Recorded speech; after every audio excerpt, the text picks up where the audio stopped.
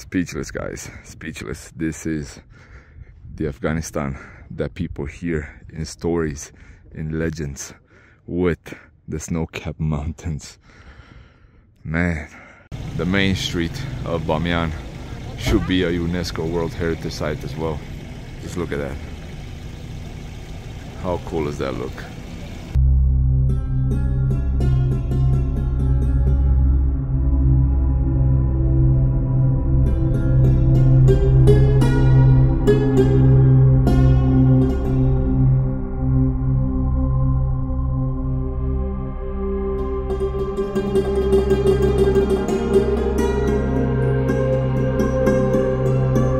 What is happening, everyone? Welcome back to another episode from beautiful snowy Afghanistan, guys, here in Bamiyan at the City of Screams, starting a new day off today, our last full day here in Afghanistan before heading back to Kabul to catch a flight to Dubai.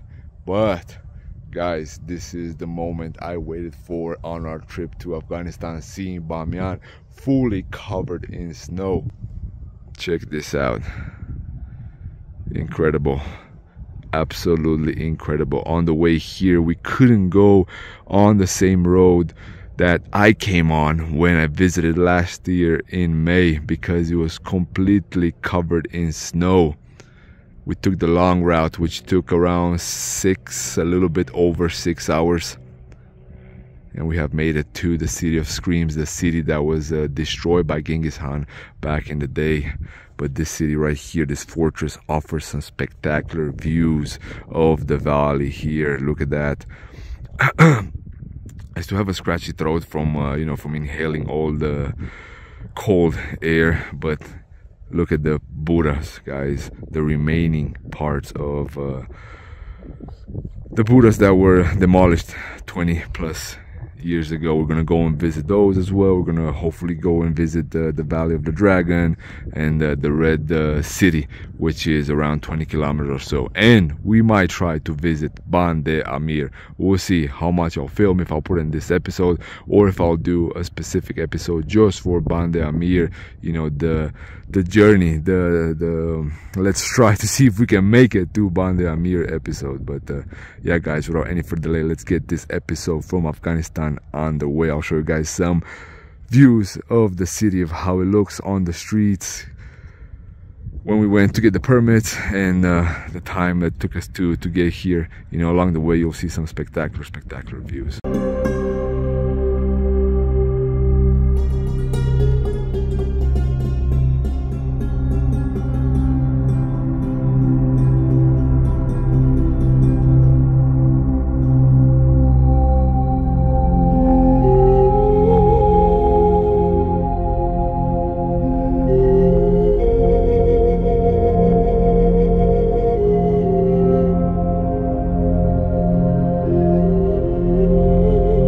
So yeah, right now minus 11. It's not bad. It doesn't feel like minus 11 just because the sun is out and there's no wind, which is perfect. But once up there, yeah, it will get a little bit windy. So I got my big hat that I bought in Kabul. I didn't wear it much, just that evening in Kabul and one other evening, because it was not that bad. The temperature was actually quite decent. Let me turn the camera around. It's a little bit slippery here, so you got to be careful. Look at that.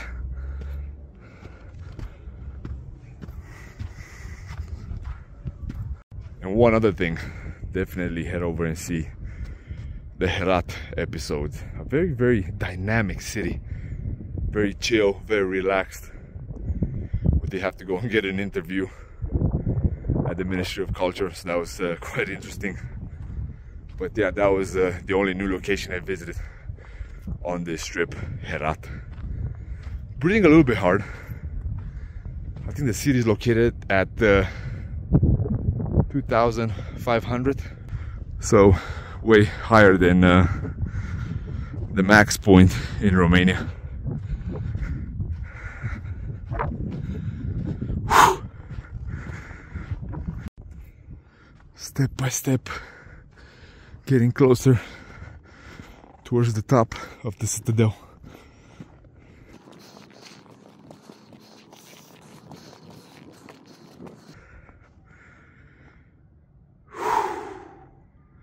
How spectacular. Almost at the top. The wind is picking up a little bit, so this definitely helps. Man, how cool. Look at this view. I remember taking a photo of someone that went right there, and I zoomed it in right there like that. And those snow-capped mountains, they're so fine, it looks like sand, so it looks like he was in a desert. But the humongous, it is humongous, guys, even though it's considered village, let's put it that way. Bamiyan has around 100,000 population. Speechless, guys, speechless. This is the Afghanistan that people hear in stories, in legends, with the snow-capped mountains. Man, how beautiful does this look. Gotta be careful here because as you can tell, there are a whole bunch of holes, and even though it might seem safe, you never know, some of these can crack at any moment. Man, look at those nice clouds right there forming above the mountains.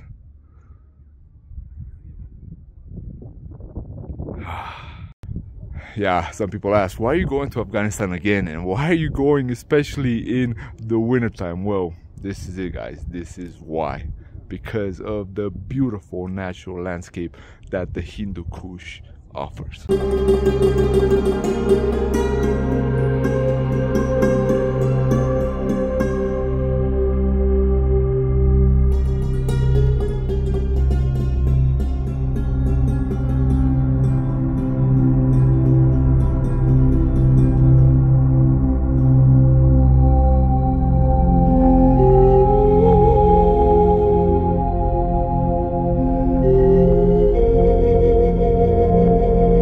This is one of those episodes where you feel like filming all throughout, and you feel like staying in one location more than you should, because a little bit better here, because there's so many angles, there's so many views that you can take.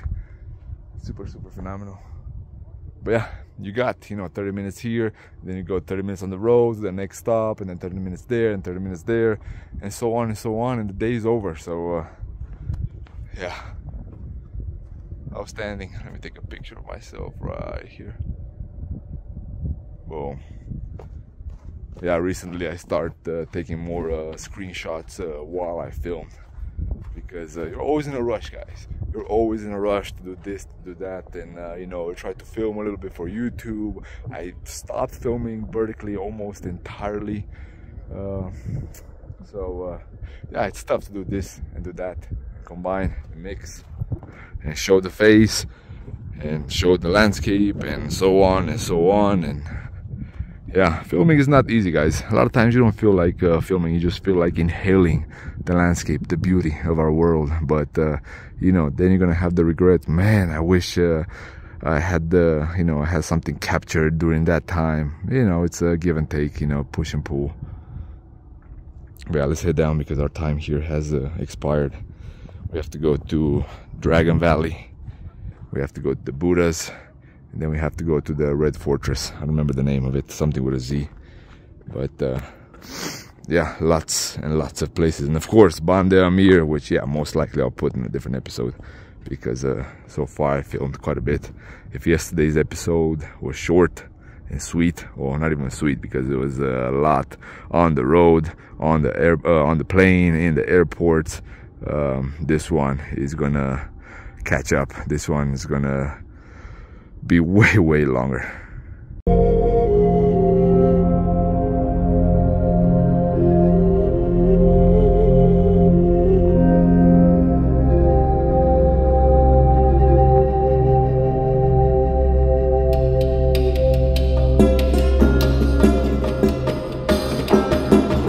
Back in the city of Bamiyan.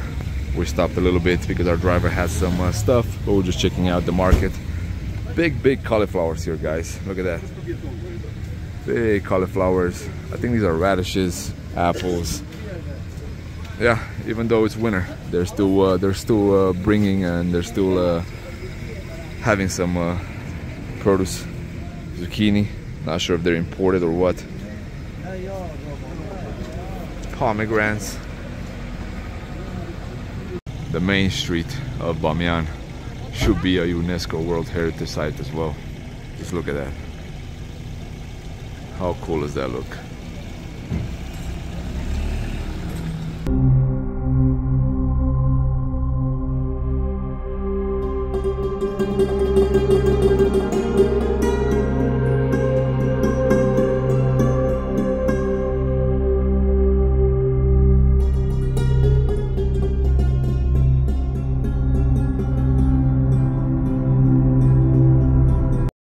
And in front of the big Buddha crow greeting us. Yeah, we're gonna go from here all the way to the female Buddha on the eastern side. This one, just for FYI, has around, I think, 55 meters back in the day, and no, dated wise they say from the 6th century, so that's when it was first recorded. We don't know exactly when things were actually, you know, sculpted into the mountains, but here is where they have all the remaining parts, with the hope that one day things will be rebuilt. But UNESCO's been saying that for 20 years. I doubt things anytime soon will be refurbished. Well, we were just discussing, and it seems that the female Buddha, where you can go up above, is actually closed. They don't allow it since last year. So that's a pity. We're gonna go all the way there. I mean, there are a whole bunch of other things, all the caves. Yeah, back in the day, people here in this region used to live in caves. The city still does not have electricity. It runs on generators and solar. But there are a few villages that still people live up in the mountains in similar conditions as you see right here.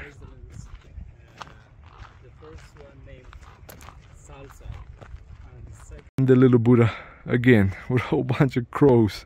Don't remember last time seeing this many crows. But yeah, like I mentioned, this is the child, that is the female, and the previous one that I showed you right there, that is the male. And of course, they gave these names in order to retain better the heights. And they have some mausoleums right here. A beautiful blue dome of a mosque right there. And of course, the almighty mountains, the Hindu Kush of Afghanistan. Photo session. Move to the left, move to the right. See, there is a door there. Oh yeah, I forgot. I think there's a little one right there as well. So yeah, multiple baby Buddhas. Yeah, it was really cool last year. We could walk through those galleries right there, and we can get different views.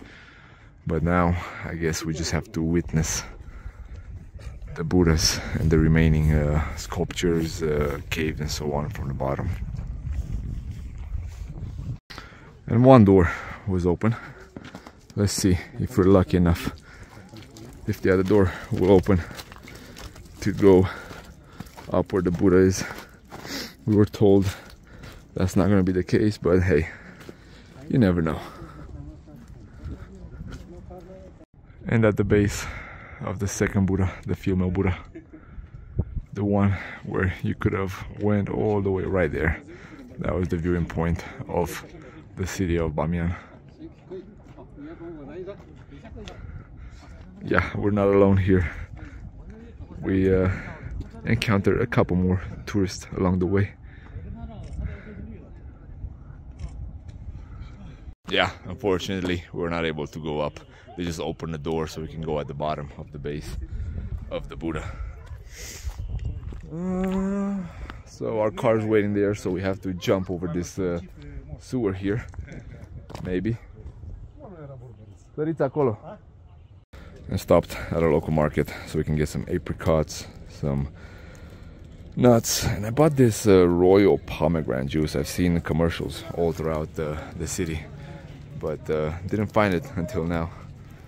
That's our little minivan right there. We're gonna head towards Dragon Valley and Bamiyan, so stop to get some snacks because we won't have anything, and I've heard that none of the shops are open in that region.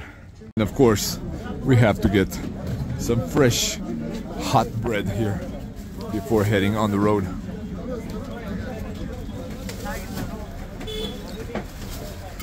Thank you. Thank you, Tashakur. In the valley of the dragon, just at the base, looking back towards the city of Bamiyan. Look at that beautiful silver dome mosque right there. Not gonna lie, you're gonna feel a little bit tired walking in the snow at this altitude. After 15 minutes or so, you'll start feeling it. But the views are outstanding, guys. Look at those paths of snow, patches of the sand. Yep, a lot of snow. A lot of snow, look at that.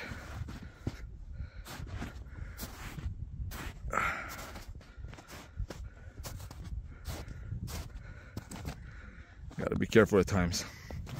Rocks move. Woo!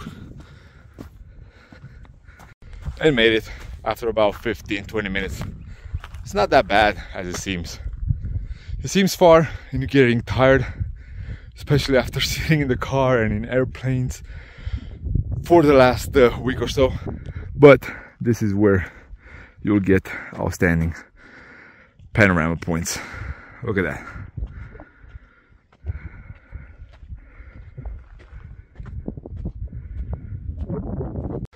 And all the way at the top they have a mausoleum. The legend behind this place goes something like this. A dragon used to give a hard time, kill people here in the village, and a person slayed the dragon and transformed it into a rock on which we're standing right now. This actually is a volcanic area. There's a spot here where sulfur comes out, and you can see also the layers of the rock being volcanic. So yeah, legend versus science. How we're discussing with the guys that you know, in the beginning with the elevation and how fast you get tired, it may not be worth it, since the car dropped us off all the way down in the valley. There's a road, but because of the snow you cannot go with the car all the way here, at least the type of car that we have. But once you get here, the views are phenomenal. They're all worth it. Let's go a little bit further that way towards the head of the dragon. I keep saying, and I'll repeat it in this episode, in the previous episodes, and in the future episodes, if you want to see more info about Bamiyan, if you want to see Bamiyan in a different color, definitely head over to the previous series. I think I posted it last year, right after I came from Afghanistan. But I'm not gonna go all the way there.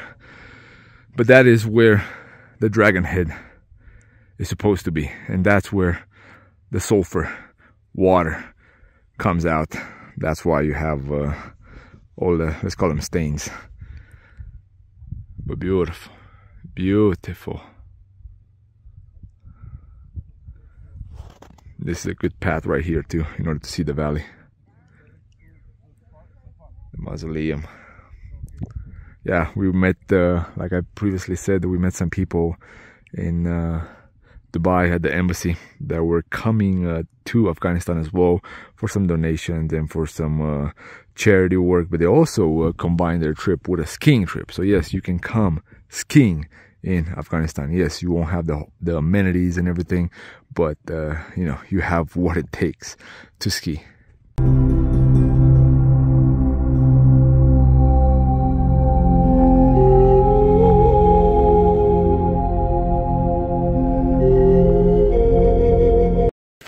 And now let's head over to Bamiyan. Let's see if we can make it. Let's see how much we have to walk. It's 12 o'clock right now. So until sunset, that is our plan. It's actually really warm, guys. Even though I'm wearing this, I probably shouldn't. We were preparing for Bamiyan. We were preparing for -16, even -11, like it was this morning. But I can probably say this is the warmest weather we have experienced here in Afghanistan. It's it's ironic. It's ironic, but that's how traveling sometimes is. You go by what Google says, you go by what the Weather Channel says, and you end up experiencing a totally different type of weather. And this is how things are when you visit, like Afghanistan, right? You hear things about it, but only when you come and see it with your own eyes, you'll see exactly how things will be. So don't trust the weather guy, and don't trust what you see on TV until you actually have some type of say into it, until you actually touched it, smelt it, felt it.